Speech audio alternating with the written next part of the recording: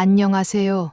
저는 박순자라고 합니다. 올해 75살을 맞이했어요. 이렇게 나이가 들다 보니 자연스럽게 지난 날들을 되돌아보게 됩니다. 제 인생에는 정말 많은 일들이 있었어요. 때로는 웃을 일이 많아 행복했던 순간도 있었고, 때로는 슬픔과 고통 속에서 마음 아파했던 순간들도 많았죠. 고된 날도 참 많았습니다. 하지만 지나고 보니 그 모든 순간들이 지금의 저를 만들어 주었어요. 그 모든 경험들이 저의 삶을 빚어낸 벽돌처럼 하나하나 쌓여 지금의 저를 만든 것 같아요. 저는 제 인생의 대부분을 자식들을 위해 바쳐왔습니다. 아들과 딸을 키우는데 온 마음과 정성을 쏟으며 정작 제 자신을 돌보는 것은 항상 뒤로 미뤘어요. 젊었을 때는 부모라면 누구나 자식을 위해서 모든 것을 바치는 것이 당연하다고 여겼습니다. 그것이 바로 부모의 의무라고 생각했죠. 하지만 이제 와서 돌이켜보면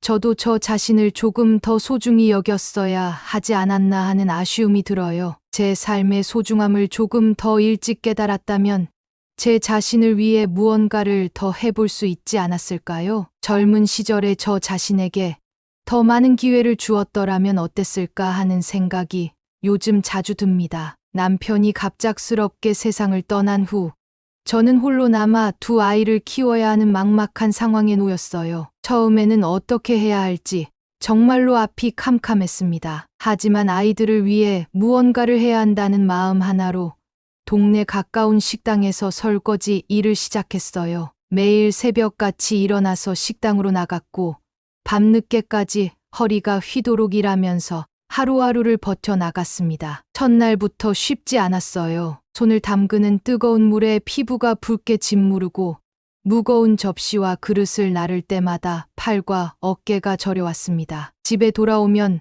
온몸이 쑤셔서 제대로 잠을 이루기도 어려웠습니다. 하지만 매일 아침이 되면 다시 힘을 내어 일터로 향했죠. 왜냐하면 집에 돌아와 자고 있는 아이들의 얼굴을 보면 그 모든 고생이 다 사라지는 듯했기 때문입니다. 아이들이 무럭무럭 잘 자라나는 모습을 볼 때마다 제 마음 깊은 곳에서 희망이 피어올랐어요. 그렇게 30년이라는 긴 세월 동안 한결같이 일을 해왔습니다. 비바람이 몰아치든 눈이 펑펑 내리든 하루도 빠짐없이 식당으로 나가 설거지를 했죠. 아이들을 제대로 교육시키고 키워내야 한다는 생각 하나로 저는 매일매일 최선을 다했습니다. 그리고 그 오랜 세월의 노력이 결실을 맺었습니다. 아들은 결국 검사의 길을 걷게 되었고 딸은 훌륭한 의사가 되었습니다. 자식들이 이렇게 잘 되어가는 모습을 볼 때마다 저는 제 가슴 깊이 묻혀있던 모든 고생이 헛되지 않았다는 생각에 가슴이 벅차올랐습니다. 그때는 정말 제 인생이 보상받는 기분이었죠. 자식들이 성공한 모습을 보면서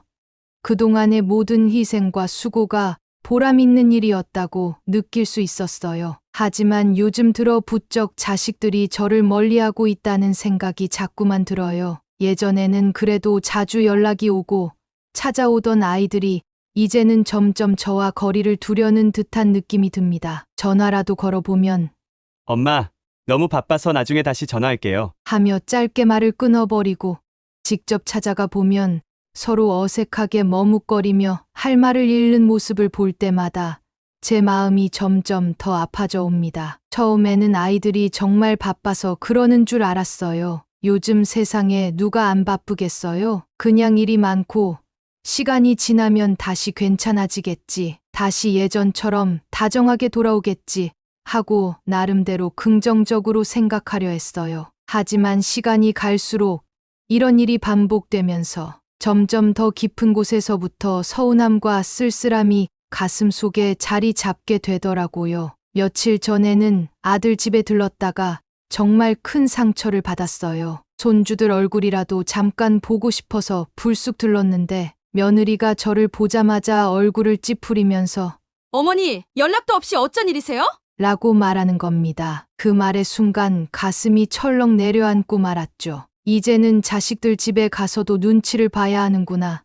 내가 언제 이렇게 되어버렸나 싶어서 마음이 참 서글펐습니다. 딸도 별반 다르지 않았어요. 예전에는 일주일에 한 번씩은 꼭 저를 찾아와 안부를 묻고 얼굴을 비추던 딸이 이제는 한 달에 한 번 보기조차 어려워졌어요. 시간이 지나면서 자식들과의 관계가 이렇게 변해버렸다는 생각을 하니 가슴이 무겁고 답답하기만 합니다. 마음 한구석에서는 내가 뭘 잘못했을까 하는 생각이 들기도 하고 또 한편으로는 그저 엄마로서 최선을 다했을 뿐인데 하고 스스로를 위로하기도 합니다. 하지만 그럼에도 불구하고 자꾸만 나를 부담스러워하고 멀리하는 것 같은 자식들의 태도에 마음이 쓸쓸해지는 건 어쩔 수 없네요. 제 생일날 딸 집에 찾아갔는데 딸이 문을 열어주며 다소 어색한 표정으로 엄마, 요즘에는 부모님이 자식들한테 너무 자주 찾아오지 않는다고 해요.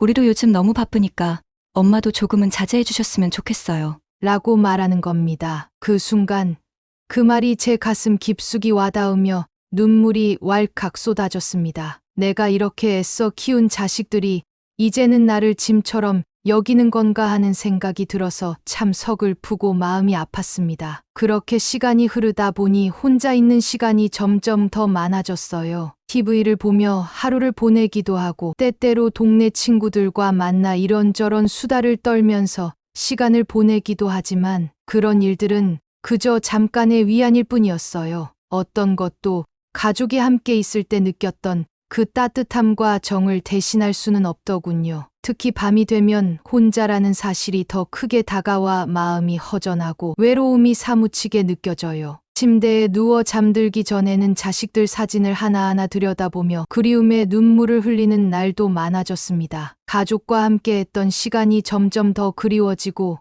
그 시절이 자꾸만 떠오르면서 가슴이 시리고 아파옵니다. 어느 날이었어요. 아들이 갑작스럽게 예고도 없이 집으로 찾아왔습니다. 오랜만에 보는 아들의 얼굴이라 반가운 마음이 들기도 했지만 동시에 왠지 모를 불안감이 제 마음 한구석을 스며들듯 채우기 시작했어요. 아들은 약간 어색한 미소를 지으며 말했어요. 엄마, 요즘 어떻게 지내세요? 저는 그저 무심하게 대답했죠. 늘 똑같지 뭐. 너는 어떻게 지내니? 서로 간에 어색한 대화가 오갔고 아들은 무언가 말을 꺼내려는 듯 머뭇거리기만 했어요. 저는 아들이 무슨 말을 하려는지 알 수 없어 기다렸죠. 그러던 중 아들이 드디어 용기를 낸 듯한 표정으로 입을 열었어요. 엄마, 사실 오늘 부탁드릴 일이 있어서 왔어요. 그 순간 제 가슴이 철렁 내려앉는 기분이 들었습니다. 또 무슨 돈을 요구하려고 온 걸까 하는 불길한 예감이 머릿속을 스쳐갔기 때문이에요. 아들은 검사로 일하고 있었지만 몇 년 전부터 여러 가지 개인적인 사정으로 경제적으로 어려움을 겪고 있다는 것을 저는 잘 알고 있었거든요. 저는 조심스럽게 물었습니다. 무슨 일이니? 아들? 아들은 깊은 한숨을 쉬더니 말을 이어갔습니다. 엄마, 이번에 개인 법률 사무소를 차리고 싶어서요. 이번에만 도와주시면 정말 잘할 자신 있어요. 나중에 꼭 몇 배로 갚을게요. 저는 아들의 간절한 눈빛을 보면서도 쉽게 결정을 내릴 수 없었어요. 아들을 이미 여러 번 도와준 적이 있었지만 그때마다 항상 실패로 돌아가고 말았거든요. 기억 속에서 아들과의 지난 실패들이 하나둘 떠올랐습니다. 예전에 로펌을 차리겠다고 해서 지원해 준 적이 있었지만 몇 달 만에 문을 닫게 되었고 그 다음에는 투자 사업을 한다고 해서 또 도움을 줬지만 그것마저 실패로 끝났었어요. 이번이 벌써 세 번째였죠. 저는 가슴 깊은 곳에서 나오는 걱정을 담아 조심스럽게 말했어요. 아들아,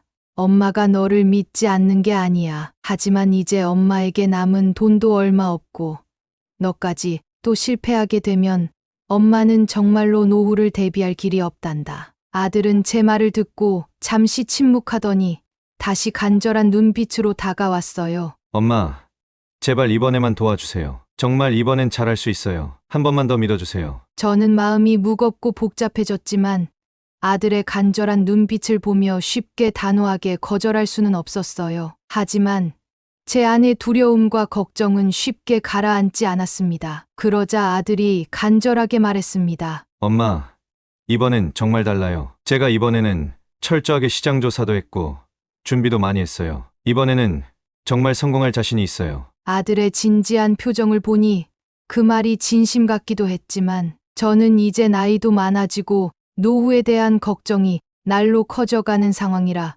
쉽게 결정을 내리기가 어려웠습니다. 몇 번이고 같은 실패를 반복해왔던 경험이 머릿속에 떠올라 한숨을 쉬며 물었습니다. 얼마나 필요한데? 아들은 주저하지 않고 대답했어요. 5억 원 정도요. 그 순간 저는 숨이 턱 막혔습니다. 5억이라니 그 정도의 큰 돈을 제게서 기대하는 건 너무도 무리한 요구였죠. 저는 마음이 무거워졌습니다. 아들은 여전히 포기하지 않고 간절하게 저를 설득하기 시작했어요. 엄마, 집을 담보로 대출을 받으면 될 거예요. 제가 이번에는 정말 확실하게 준비했어요. 한 번만 더 믿어주세요.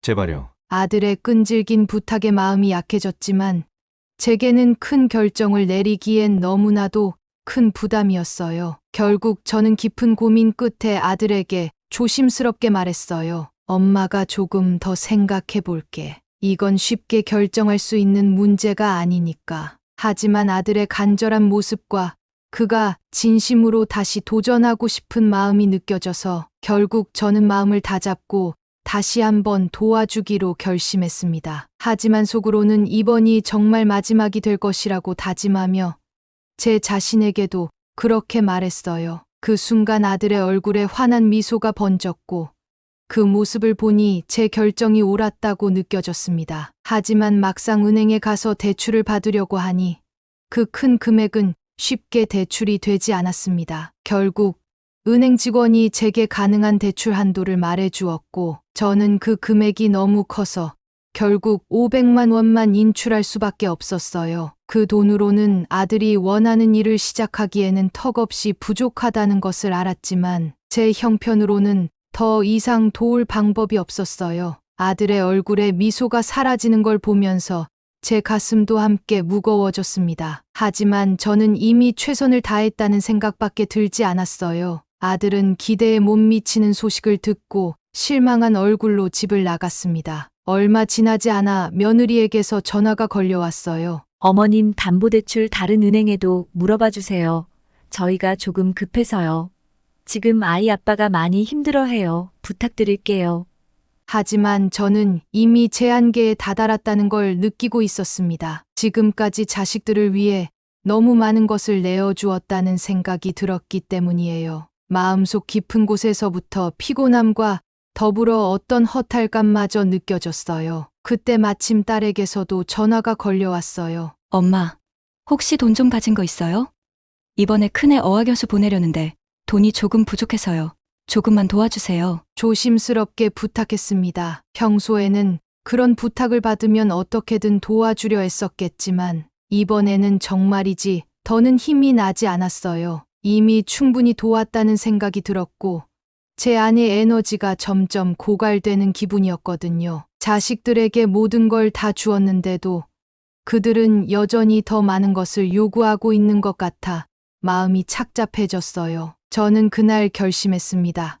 오랫동안 마음속으로 준비해온 곳 시골로 내려가기로요. 시골로 향하는 길에 차창 밖으로 펼쳐진 풍경을 바라보면서도 마음은 무겁고 복잡했습니다. 아들이 거듭했던 거짓말과 그로 인한 실망감, 그리고 앞으로의 삶에 대한 불안감이 뒤엉켜 머리가 터질 듯 아팠습니다. 시골에 도착하자마자 예전에 미리 봐두었던 집으로 발걸음을 옮겼어요. 눈앞에는 푸른 논밭이 펼쳐져 있고 집은 크지 않지만 단정하고 깨끗해 보였어요. 여기가 내 새로운 보금자리가 되겠구나 하고 중얼거리며 집 안으로 들어섰지만 모든 것이 낯설고 마음을 채우기에는 어딘가 부족해 보였습니다. 짐을 하나하나 풀면서 새로운 시골 생활을 상상해 보려고 노력했어요. 한적하고 조용한 일상, 분명 좋은 점들이 많겠지만 동시에 이곳에서의 삶이 얼마나 생경하게 느껴지는지 알 수 있었습니다. 첫날 밤이 찾아오자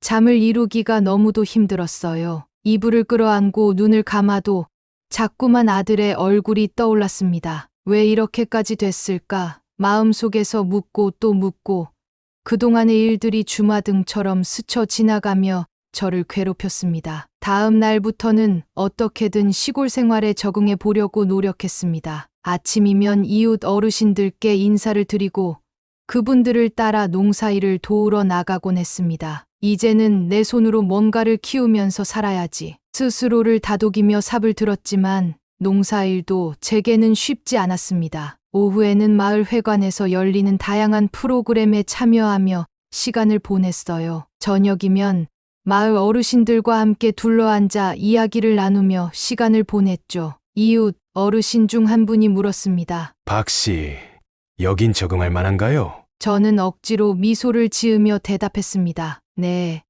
조금씩 익숙해지고 있어요. 좋은 분들도 많고요. 하지만 속으로는 어쩐지 공허한 느낌을 지울 수가 없었어요. 사람들과의 대화는 즐거웠지만 마음 한구석에서는 여전히 무언가 빠져나간 듯한 허전함이 남아 있었습니다. 그 공허함이 무겁게 저를 짓누르는 듯했어요. 저는 스스로에게 자꾸 말을 걸었습니다. 이제는 나를 위한 삶을 살아야 해. 자식들에게만 기대지 않고 나 혼자서도 잘 살아갈 수 있어야지. 하지만 그렇게 다짐하면서도 그 다짐을 지키기란 결코 쉽지 않았습니다. 여기서도 나는 외로운가 스스로에게 속삭이며 밤하늘을 바라보았습니다. 별들은 참 밝고 아름다웠지만 그 빛마저도 제 마음속의 어둠을 밝혀주기에는 부족해 보였습니다. 이 시골 생활이 좋은 점도 많겠지만 적응하기까지는 많은 시간이 걸릴 것 같다는 생각이 들었습니다. 이런 고민 속에서도 저는 어떻게든 하루하루를 채워나가며 살아가고 있었습니다. 한 달이 지나자 시골 생활에 조금씩 익숙해지기 시작했어요. 매일 아침 일어나면 농사일을 돕고 이웃들과 시간을 보내며 소일거리를 찾곤 했지만 마음속 깊은 곳에서부터 채워지지 않는 공허함이 느껴졌어요. 그러던 어느 날 아들로부터 전화가 왔어요. 엄마, 저예요. 아들의 목소리가 떨리고 있었습니다. 엄마, 제가 정말 죄송해요. 제발 이번 한 번만 더 용서해 주세요. 이번엔 정말 잘할 수 있을 거예요. 3억만 빌려주시면 이번에는 반드시 성공할 자신이 있어요. 아들의 간청을 들으며 저는 잠시 침묵했습니다. 마음이 복잡했어요. 그러다 차분한 목소리로 대답했죠. 아들아, 엄마가 이번에도 너를 도와줄 수는 없을 것 같구나. 이제는 정말 엄마도 지쳤어. 더 이상은 무리야. 아들은 한동안 말이 없더니 마지막으로 한 번 더 부탁했습니다. 엄마, 제발 이번만 정말 마지막이에요. 약속할게요. 저는 단호하게 다시 말했습니다. 미안하지만 이번에도 안 되겠다. 엄마는 더 이상 상처받고 싶지 않아. 그렇게 통화는 끝이 났고 그 이후로 아들은 더 이상 연락을 하지 않았습니다. 처음에는 오히려 마음이 가벼워지고 편안해진 것 같았어요. 아들의 요구에서 벗어나 홀가분해졌다고 느꼈으니까요. 그러나 시간이 지나면서 그 마음의 평화는 서서히 깨지기 시작했어요. 외로움이 점점 더 깊어지고 커져만 갔습니다. 시골의 아름다운 자연도 맑은 공기와 푸른 들판도 제 마음속에 자리 잡은 그 커다란 공허함을 채우기에는 역부족이었어요. 혼자 속삭이듯 말했습니다. 이렇게 살아가는 게 맞는 걸까?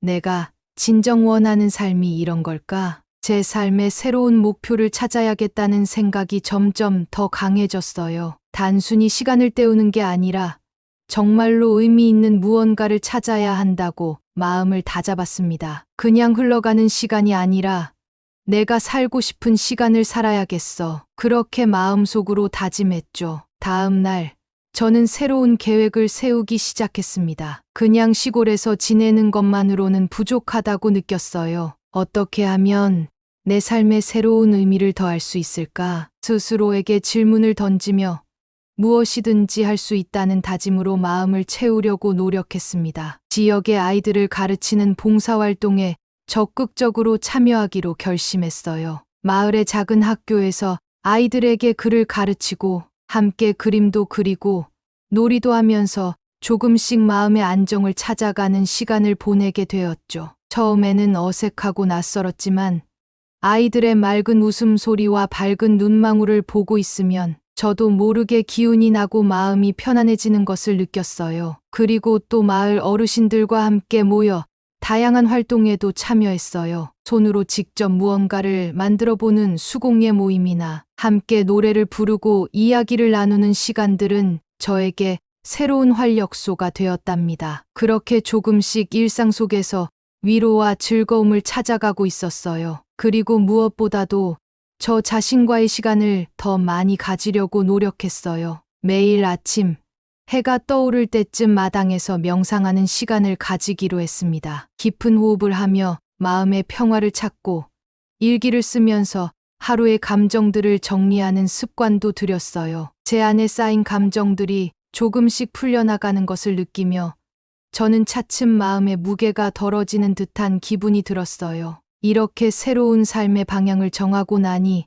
마음이 정말 한결 가벼워졌습니다. 이렇게 사는 게 나쁘지 않네 하고 스스로에게 말해 보았습니다. 자식들과의 갈등, 재산 문제 등으로 힘들었던 시간들이 이제는 마치 먼 과거의 일처럼 느껴졌어요. 물론 가끔씩은 자식들 생각에 마음이 아리고 쓰릴 때도 있었어요. 하지만 저는 더는 그런 감정에 휘둘리지 않으려고 노력했습니다. 그동안 자식들을 위해 온 마음과 정성을 다해 살아왔다면 이제는 저를 위해 살아갈 차례라고 생각했어요. 그게 바로 제가 찾은 새로운 인생의 의미라는 것을 깨달았거든요. 어느 날 마을 어르신이 말했습니다. 박 여사님, 이제 진정으로 당신 자신을 위한 삶을 사는 것 같아요. 그게 참 보기 좋아요. 저는 고개를 끄덕이며 대답했어요. 네. 이제야 조금씩 알 것 같아요. 제 삶은 제 것이니까요. 이렇게 새로운 마음가짐으로 하루하루를 살아가다 보면 언젠가는 자식들과도 진정한 의미에서 화해할 날이 오지 않을까요? 그날이 오기를 기다리면서 지금 이 순간을 살아가야겠어요. 언젠가 자식들과도 다시 만날 날이 오겠죠. 그때는 서로의 마음을 진심으로 이해하고 진정한 의미에서 화해할 수 있기를 바랄 뿐입니다. 삶은 예기치 못한 방향으로 흘러가기도 하고 때로는 예상 밖의 선물을 주기도 하니까요. 그리고 그 모든 순간이 결국 나 자신을 더 단단하고 더 진실하게 만들어 줄 거라 믿습니다. 그러니 앞으로도 한 발 한 발 내디디며 오늘의 저를 위한 삶을 살아가렵니다. 제 이야기를 들어주셔서 감사합니다. 구독과 좋아요 눌러주시고 지혜로운 삶의 이야기 함께 해보시는 거 어떠세요?